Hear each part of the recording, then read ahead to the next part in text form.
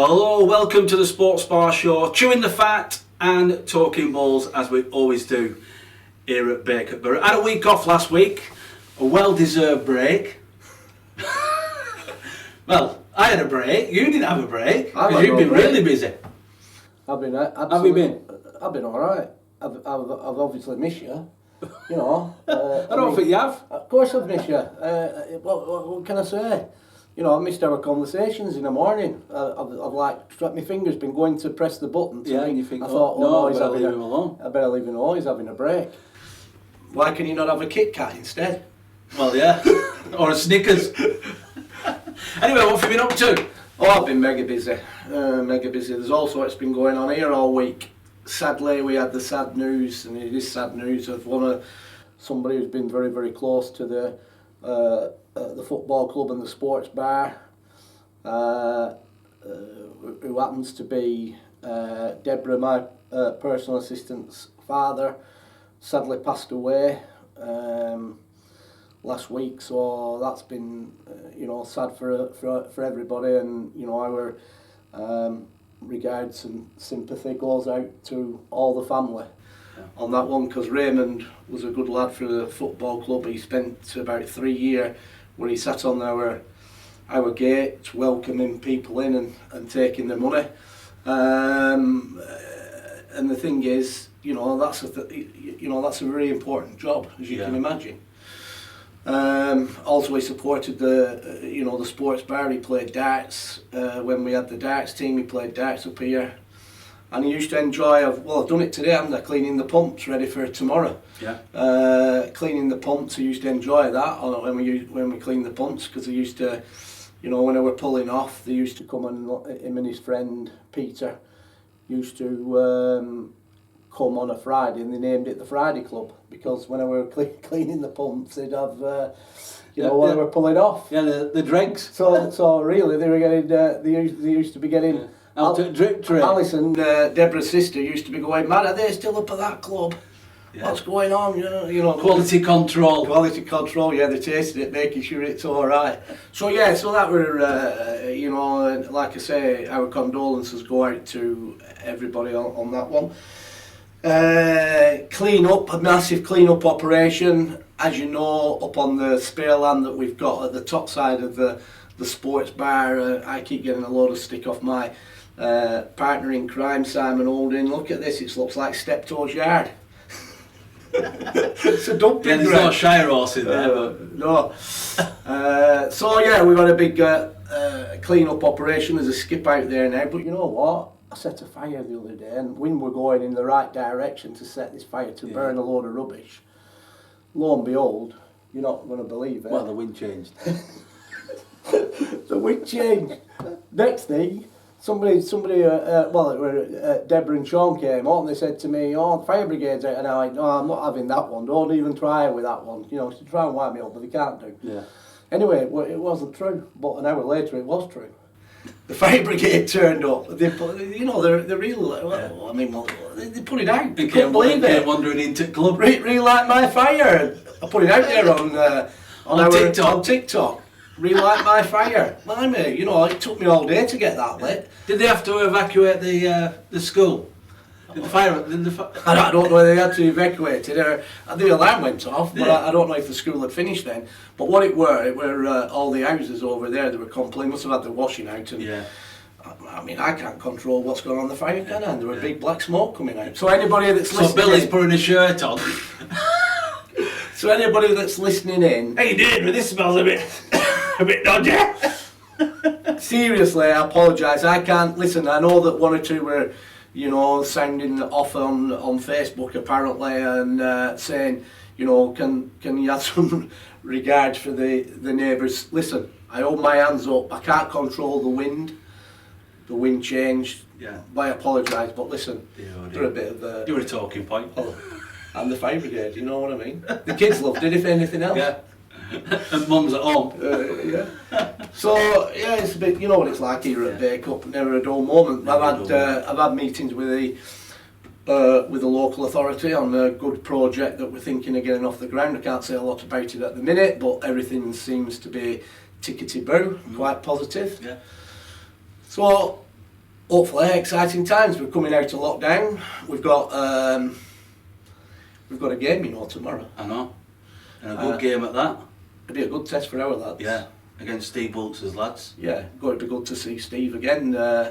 My old footballing partner. He's always had a good side, though, hasn't he? Always, yeah. So it'll be a good test. They're coming up here, and as you know, we're not allowed any supporters in the stadium, but yeah, we have a beer garden that happens to be, and it faces the pitch. So I'm going to tell you that you're not allowed in the stadium. No. But you are allowed in the beer garden, social distance, keeping to COVID rules. Yeah. If you want to come in and purchase a drink and then go back and sit at your table outside, you're more than welcome to do so. But you have to wear a mask when you enter the clubhouse, and it's on the one-way system. One way in, one way out. One way in, one way out, back out, sit at your table, a nice drink, watching football, but no supporters or fans in the stadium. But, like we said, the beer garden is open. And it was last week. Excellent. And quite a few people turned up. Well, we didn't advertise the fact last week. No. But they still sat in the beer garden themselves. and they enjoyed themselves because of this weather. So, if you want to see a footy fix tomorrow, like I said, you're not allowed in the stadium, but you're allowed in the beer garden.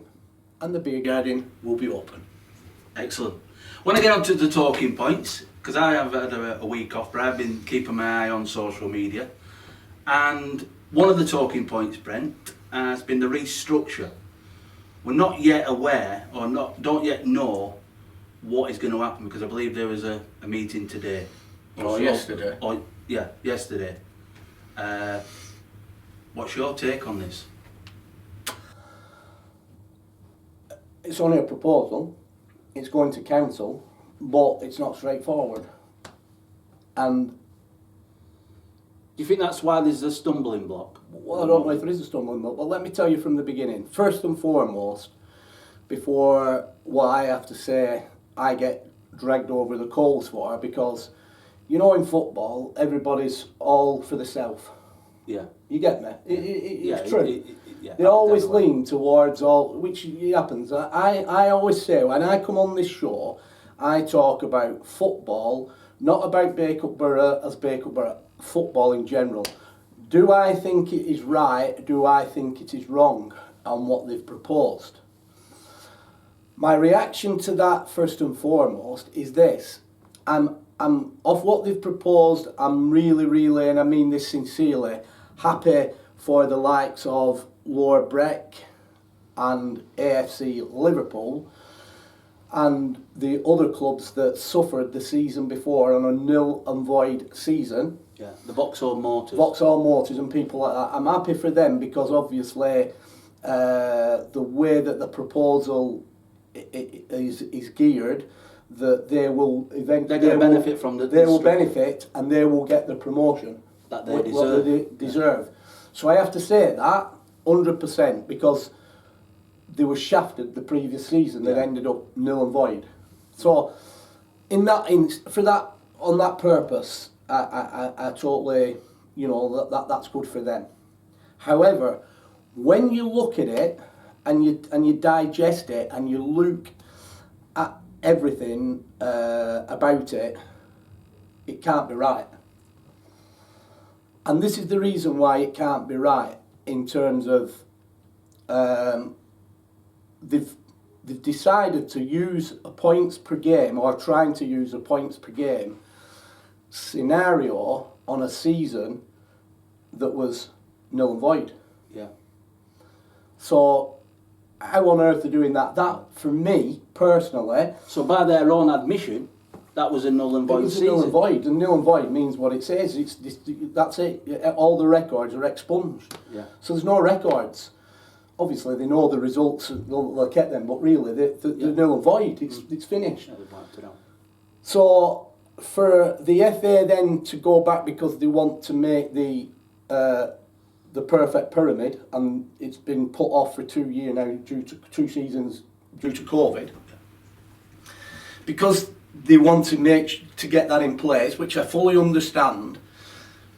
But the fact of the matter is, how can you use the points per game on a season that was nil and void, and the last season that's just finished that we've had to stop? So the 2019-20 was nil and void. So they're using and they're incorporating the 2020-21 season. So this current season, yeah, will be brought into play with last season. Yeah, basically, and that's how they calculate the points per game. Yeah.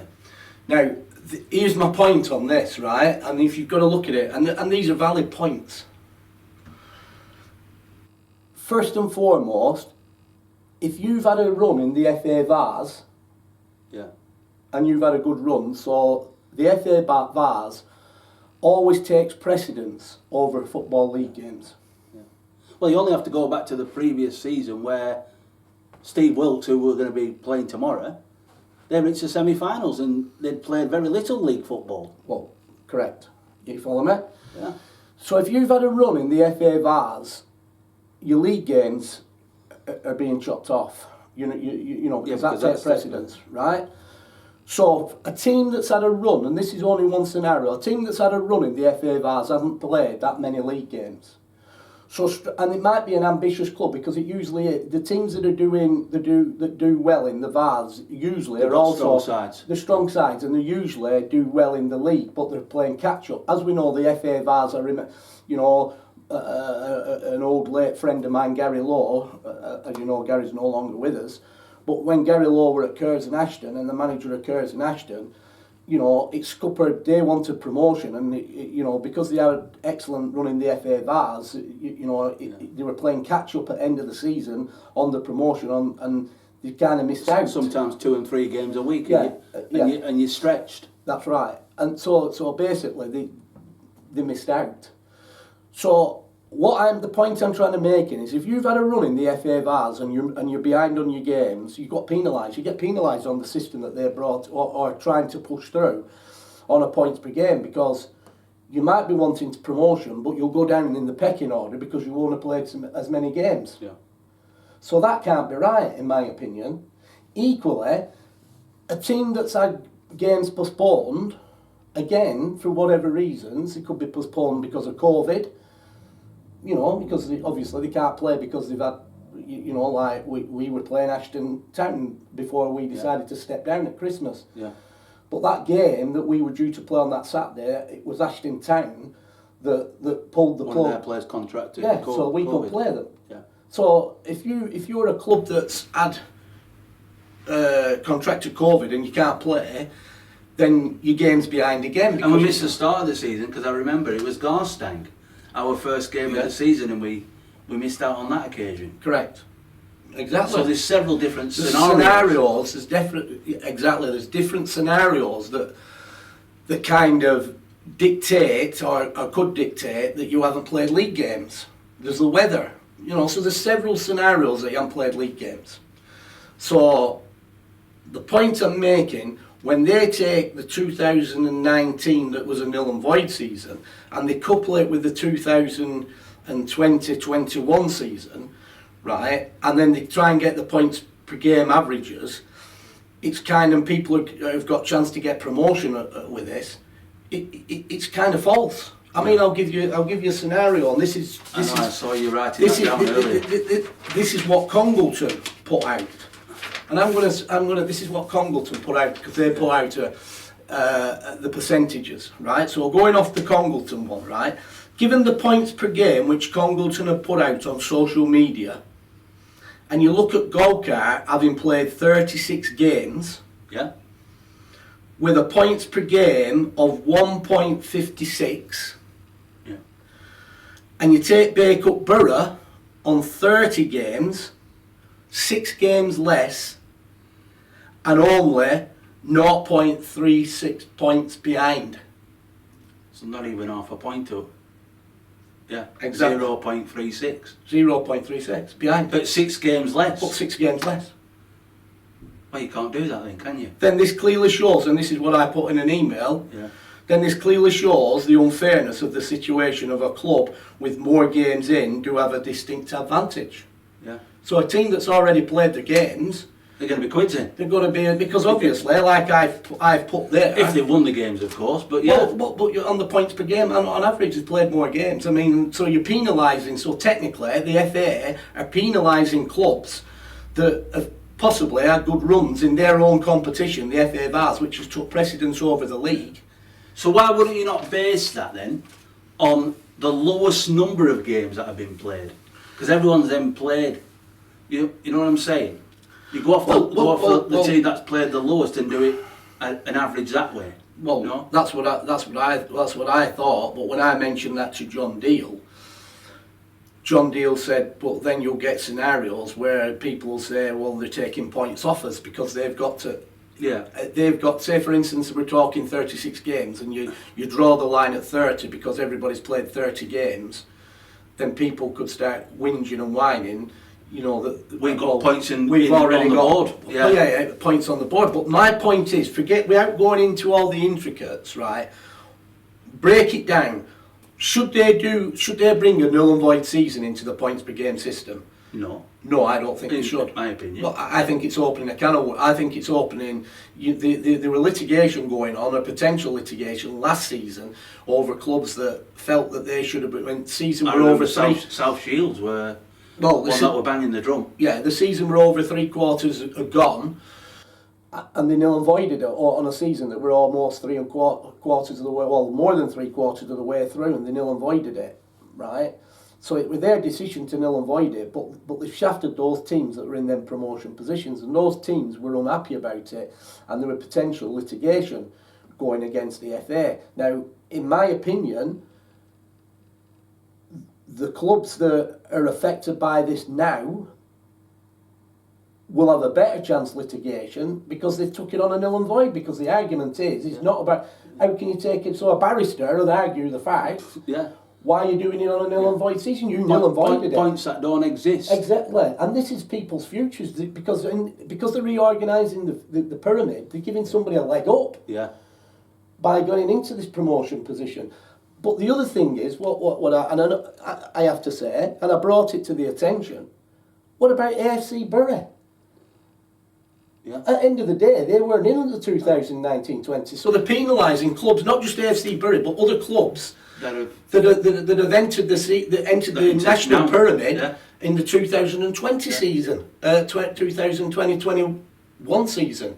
That's a valid point, because we know that AFC Bury have got a mighty fine team, and they would be probably at the top end of the league table, but because they didn't play the 2019-2020 season, they're being penalised. They're being penalised. They're well down because they weren't in. So where does that run? That can't be right. No. So to me. So you asked me a question. What do I think about it? I'm ecstatic that the clubs who missed out the year before, the ones we mentioned, the AFC Liverpools, the lower breaks, and of course Vauxhall Motors, definitely. Yeah, I'm pleased for them. But do I think that the way that they're doing it is fair? And I know people out there will go, well, there's no other way of doing it. Well, that's not my problem. No. I've got to think about Bacup Borough in this instance, and other clubs. I think it's easy just putting all them names into an hat and drawing them out. But we won't win that because we didn't get it. That's what they did with FA Cup last year. We got with it. And we didn't even get it. But the point is, that's a strong point. We were 6 games less. And we're only 1 point, and no, 0.36. Yeah, we were 6 games less, but Golker had 1.56 points on 36 games, and we was only 0.36 points behind them with 6 games less. So for me, what they've proposed is totally not right. It's not an easy situation, but they try. They're trying to create, as you said before, they're trying to create this perfect pyramid, and how they get there, they've come up with this. Well, they get paid salary. I mean, me and you are sat here on freebies, so it's not for us to think how they do it. They're chewing the fat and talking bollocks. But I'm telling you, that isn't right. Yeah. And I'm telling you, these are clubs' futures that's at stake here, that they're giving them a leg up. And the fact is, they were supposed to meet yesterday. Now, the fact that there's been no announcement today yet, there's still time, tells me... It makes you think there's a bit of head scratching going on. I don't think it's just so straightforward. No. And I also... They maybe looked at it, and they might have, they've had emails from yourself, but they've had emails from right across the country, and probably making exactly the same point as you are, Brent, and probably thinking, you know what, maybe we have to think about this again, because there could be litigation from clubs, and that's the stumbling block, isn't it? Oh, I think so. Potential litigation. Potential, and I don't, it's not. It's totally not right. Not when there's promotion, because at the end of the day, teams have got a leg up. But even on the proposal that they made, it wasn't straightforward that them clubs are going up, because apparently, this is the next point. It wasn't just saying, right, so based on their proposal, what was then going to happen? So when they identified the teams that came into those brackets of getting, that were in the promotion brackets on the points per game, it wasn't a case that they'd definitely go up. It was a case that they would be invited, and them clubs would be invited to see if they wanted to take promotion. Yeah. So that to get over that one, my belief is also they're going to bring in sooner rather than later, I believe, where clubs have got to be licensed, where that means that they're going to look and scrutinise all your financial affairs and everything about the club before they give you a promotion. So there's a rumour so there's going to be an auditing situation. Yeah, so there's a rumour as well that could come into this scenario as well, of them clubs going up. And so basically, even though everybody were going, they could see the teams that had the right points per game to be in promotion congratulating each other, hang on, all fire, because it wasn't cut and dry, because it's going to be an invite, and when the invite, if they accept that, yeah, we want promotion, then they're, from what I believe to be right, they will then have a look at to see everything, grand grade books, everything, to see that they're ready to go. And the stumbling block as well, if they say yes, it could be that they'll laterally move them. They might not stay in the North West Counties. So you could be playing North West Counties football where you're quite happy, because it's what you've done for forever and a day, but you could be, as you said, sideways move over to the Tull Station League, over to the Premier Division. You'll go up, but you'll not go up into Premier Division of the North West Counties. You have to places like Silsden and Liversidge. Or basically, that's step 6, but step 5 clubs going up into the Evo State will move into over towards Bridlington and laterally move. So basically, it's excuse me, like Avro have made a strong point. If there's lateral movements, it could destroy their club. They've made a strong point about that it could destroy their club, because everything's geared for that club to be Greater Manchester, and to actually for that club to be moving over the borders and going further afield, attracting players, travelling, everything else could affect. Because a lot of their network and infrastructure and things that have come into the club over the last 5 or 6 years are all kind of, as you said, Greater Manchester linked, aren't they? Yeah. So working with the local colleges and things. Yeah. So let's take that scenario on board. So what could happen on this points per game situation? They could Avro come into it because they're up there, and so they ask Avro, "Do you want to accept promotion?" They say yeah. So they say, right, we'll do an audit. So they do an audit and they pass the audit. But then they come out and say, right, you're promoted, this is the league you're going in. That just fucking deflates them, because they've no say in that then. No. Because obviously they'll have sorted the leagues out and accepted it. You're at lateral moved. Yeah. So it's not straightforward. No, it's not. By a long shot. And that's, like you say, that's probably why there was a meeting yesterday, but nothing's been finalised or released. That's not straightforward, is it? That's it. Jose Mourinho. Well, what a difference a week makes. I hadn't seen you in a week and he gets the sack. Well, we expected it. I expected at the end of the season that I didn't think Jose would be the manager. Personally, I didn't think that Jose were the right appointment for Tottenham Hotspur at the beginning, and it makes me wonder whether it was a knee-jerk appointment. And you're going to ask me why do you think... In order to go for what? Going for a name?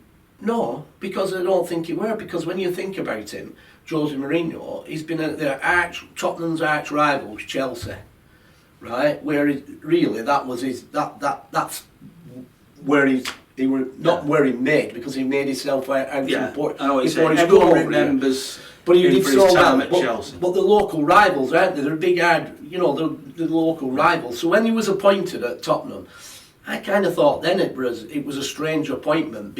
It's a bit like, I know it could happen, but it's a bit like Manchester United taking Pep. Yeah. That's not going to go down right well, is it? No. It would do with me, because I think he's the number one. Yeah. But being it was not going to sit. But nice, it's not going to sit nice, is it? Let's be honest about it. So I kind of thought when Jose were appointed at Tottenham, I thought it's a bit of a strange appointment, this, and I thought it was obviously only going to be a short-term appointment.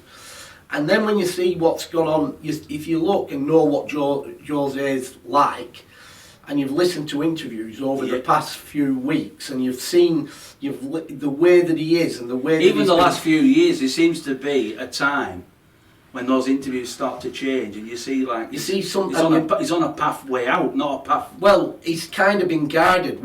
In the past when he was at Chelsea, he'd come out and say what he felt and what he believed, and he didn't care who he upset. He kind of did that at Manchester United as well, to the point where he's upset some players at Manchester United, no more than Luke Shaw. Yeah. So consequently, but I've seen it at Tottenham. He's kind of done it a little bit at Tottenham, but then he's kind of backed off from doing it. So even though the results have been some of the results, and he's had to face the cameras straight after a game and all that, and you think, here we go, let's listen to what Jose is. He's not really said anything, because he's kind of had to bite his lip, because I think slowly but surely he was losing the dressing room with key players. Yeah. And remember, these managers, they're on an hiding to nothing in a lot of ways, because these players are millionaires. Yeah. So they don't give them monkeys. They don't absolutely give them monkeys, do they? And I don't think Jose actually appreciates it when his hands are tied. So I kind of think he was losing the key players at the thing, and Was he losing interest as well at the same time? I don't think he was losing interest. I just think that he was losing. He kind of, we wouldn't know. We're on the outside looking in. I mean, it's all right, Harry Kane coming out on his Twitter account and say, "Gaffer, I wish you all the best." No, but that's a cover-up, isn't it? I mean, we're Tottenham worried that they're going to lose Harry Kane at the end of the season because of it, but there's a chance of keeping him if Jose's not there. We don't know. We're not privy to that. But I think there's more to it.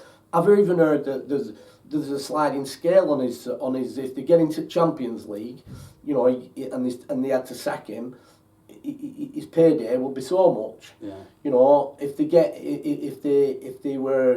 they're out of the Champions League places, his paydays, and they sacked him, his payday is a lot less. Right. So it makes you wonder whether Daniel Levy's thought to himself, hang on here. He's pushed him overboard before it's going to cost him an extra couple of million quid. More money. Yeah. I don't know whether that's true, but I've heard that. And it would make a bit of sense, but does it make a bit of sense where you've done it a week before a cup final? And that's another point. Yeah, he might have been on extra money for a cup final. Well, but not only that, could it have been a situation where they knew they were going to sack him, whatever happens come the end of the season, it's going to be a case of move on Jose, and they're thinking, if we end up winning in this cup final, are we going to not be able to sack him? How can we justify sacking him? But they could do, because correct me if I'm wrong, I'm sure Louis van Gaal won a cup at United and they still sacked him. Yeah. So we don't know, but to me, I think there's more to it than meets it. And then it's happened on the week of the Super League. Oh well. Has he said something about that? Because you know what he's like, he won't hold back. Well, there were speculation, there were rumours saying that he'd been sacked because he refused to take training. I think that was a load of rubbish. Probably is a load of rubbish, that. But that's what was being mentioned at the time. We don't know, do we? And it'll come out in his book whenever he writes it. Yeah. But we might have to wait a few more years with that. But I don't know. But has it come as a shock to me? Probably not. No. But it's the sacking manager's situation again, isn't it? You know, Well, I thought it was a bit of a strange appointment in the first place for Tottenham. yeah. Who were you? If we go back then to when they did make the appointment, who were you kind of envisage would have been ideal for that job? Well, anybody barring a blinking local rival. Yeah, someone who's been your next door neighbour. Yeah. You know what I mean? I mean, it's not going down. Don't go down right away. I mean, no matter what, do you? You're a rival at the end of the day. You've been, his club with Chelsea and Tottenham. There's rivalry. It shouldn't happen, but it does, unfortunately. That's the situation that we're in. It's like I said, I know there's like players from United and City, cross City. Then the situation have happened. But when you get a manager or a coach, and I suppose with a rivalry manager as well, when results do start to go against you, well, you don't get any grace, do you? You don't get any grace because they didn't want you in first place. No. So it's an easy decision then, isn't it? It's like we could turn this onto the Newcastle situation. It's ridiculous what's going up at Newcastle. Steve Bruce is one of their own. He's a Jordan. He supports Newcastle, so obviously he's going to do the best what he can. But the Geordie faithful can absolutely detest him, and I think a lot of that comes from probably people who are close to Steve Bruce and everything and knows what's going on. Will have a different mindset to all the kind of keyboard warriors out there that aren't close to Steve Bruce and they're just following the trend that's on social media. Yeah, exactly. But he gets slaughtered. So the thing is, if he keeps his job and keeps him up this season and then keeps his job next season, and they hit the ground running and they get off to a good start, Steve Bruce will be the greatest thing since sliced bread. But the problem is, there will be a time when he'll have a dip in form again and his results will go against him, and instead of them backing him, they'll be out the woodwork again and we're back to square one because they just don't want him there. Yeah. Maybe they might want Brent Peters, I don't know. What about me? I'll sort the Geordies out. Bit of wishful thinking there. You need to go for Rochdale. What for a taxi driver? I'm going to say something else there, but I better not on this show. Moving on to a more kind of serious note, going from that. But you were telling me this morning, and I haven't seen it yet, but I believe that Jesse Lingard has kind of spoken for the first time about his mental state, and the fact that his dip in form was due to certain things going on in his life. But since going to West Ham, it's rejuvenated him. Unfortunately, in modern day, and it's here a lot with us, isn't it? Pressure, isn't it? Unless you're close to somebody that's gone through mental health issues, which a lot of people are ignorant to the fact of how mental health can attack you and make your mindset. I mean, only last week I'm travelling over on Thursday over to Charlie. Our 21s were playing in a cup match at Charlie, and I'm travelling down 65, and all the carriageway at that side was shut, and I seen the police van on the top, and I happened to just look around, and seriously, there was a woman on the opposite over the bridge, ready to jump. Now, you've got to be seriously, let's be honest, on a motorway. It's like these people. I watched that programme about on the Birmingham on the train with trains, and they're saying it's happening all the time. People jump in front of a train. Unfortunately, like I come back to saying, unless you've been close to somebody that's suffering depression, mental health issues, you don't realise how seriously it can get hold of you, and really the help that these people need is help from the people who are close to them, because that's where the help needs to come from.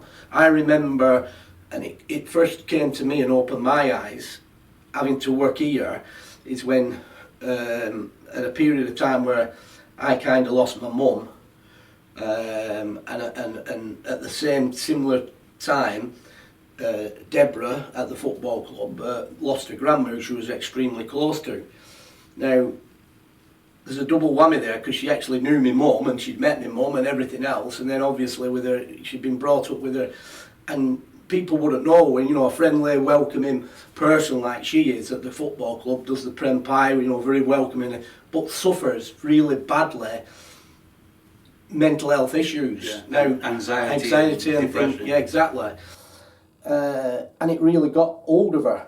And I remember bringing stuff here because she went to see somebody, and I remember her coming here at the time, and she had these what she'd been presented, and she'd been told to tell everybody who were close to her that they had to read these books or these leaflets and take on board, and we were important to her to help her to get through it. Yeah, the rehab. Part of rehab. Yeah. And I can always remember she brought a clock, and you know, on this clock they said every different sections of bereavement on that clock, where she was, she'd gone right round, and she was like at 10 to the hour, so she was getting up to being very, very, really, really critical. Yeah. You get me? Yeah. But people wouldn't know that. Now she's 100,000 times better, you know, but it's took a while. Now what I'm saying is the same principle is like kind of, I listened to the short interview that Jesse did, and apparently he's lost somebody that's very, very close to him, and his mother was suffering serious bouts of depression, where it said that, you know, she couldn't open her curtains in the morning. She was locked in her. Get out of bed. She couldn't get out of bed and everything like that. And he really, you know, and he's opened up about it, and he got sorted because his mum was suffering with kind of depression. It kind of affected him. Yeah. To the point that, you know, he had to look after his brother and sister, but it kind of got old. And then of course that were a knock-on effect to what he was doing at Manchester United. Well, yeah, that's why he disappeared. I mean, obviously Manchester United were fully aware of what were going on and haven't come out into the open, which is right. Which is right. You know, they supported him as a club, you know, the best that they can. But he's kind of coming out the other way now, and not obviously, you know, he's got to the stage where he wants to play football again, and you know, and he's missed a lot of game time and at United, and you know, by going to David Moyes, that were another one, because it's not like he's gone to a manager that doesn't know him. He's actually gone to David Moyes that does know him, yes, because he's played under David Moyes. So it's a win-win-win. Yeah, and that's probably not by accident. That's probably a decision that's been made. Oh yeah, I think so. And the fact that he's come out now, and he's obviously coming out on the other side. But seriously, you know, there's people. The more and more that you talk to people, there's the amount of people that are suffering, and obviously this COVID and lockups and all this doesn't. Cabin fever and all that's come into play. Yeah. Now it's like I was saying with my daughter having mild autism. It's been absolutely mental for her for the last 12 months, being locked up at home. Yeah. And people don't realise unless it happens to you. Well, we don't talk about it, do we? No. Well, that's it. That's the one, isn't it? And unless you're around people, and that's why, you know, the people who are close to people that have got these issues, they've got to, you know, you've got to try and. You know, sometimes you're walking on broken glass. Sometimes you've got to bite your tongue. Sometimes you've just got to accept things as they are to help them. But don't force issues. I once remember we were playing Nelson, and she forced herself, to be fair, to go, because it was only 7 miles away, to come and watch, because she'd always watch Bacup home and away, and she forced herself to go. But when she got there, you know, the kind of ladies' toilets were locked, and she saw it straight away, because she, you know, the toilets weren't accessible to the toilets. Anxiety kicked in, and I'm the manager, and straight away she needed to get back home. I can't stay here, and I had to, you know, I'm preparing for a team, but I jumped in car, it's 7 miles away, and I shot back over here to bring her back to where she was comfortable. Yeah. And you know, little things like that. Yeah, the comforts. So it's not good, and but great to see Jesse playing, you know what? cracking football now. Yeah, well it is, and it's good to talk. Yeah, it is. It's good to talk. Yeah, it certainly is. Anything else that's been catching your attention this week, Brent? Catching my attention. Yeah, football-wise, that is. Football-wise, well, I know we played last week, our team, and you know, Barrington came up here, and it was a good work. They're playing in a competition. Barrington, I think it starts this weekend, and they wanted a game, and they travelled up here, and we're grateful for that because they give us a good workout for our lads again. It ended up 2-2, and yeah, it was good. Yeah. Good to see the lads getting well, a bit of football. That's what it's about. Play football. We're not cracking the whip or anything, but we just want everything done right, and there's a means to an end. But this is, listen, have a ball, go and enjoy it. Yeah. And we'll hopefully do that tomorrow, and it'll be great to see my old sparring partner Steve Wilkes. I've got plenty of blue wicket in, so that's what he likes, you know, blue wicket. Oh no, he does. Yeah. And the beer garden's open. The beer garden is open. Which faces the pitch? Which faces the pitch, but no fans in the stadium. No. Right. And sign in when you come in. See you later. See you later, mate.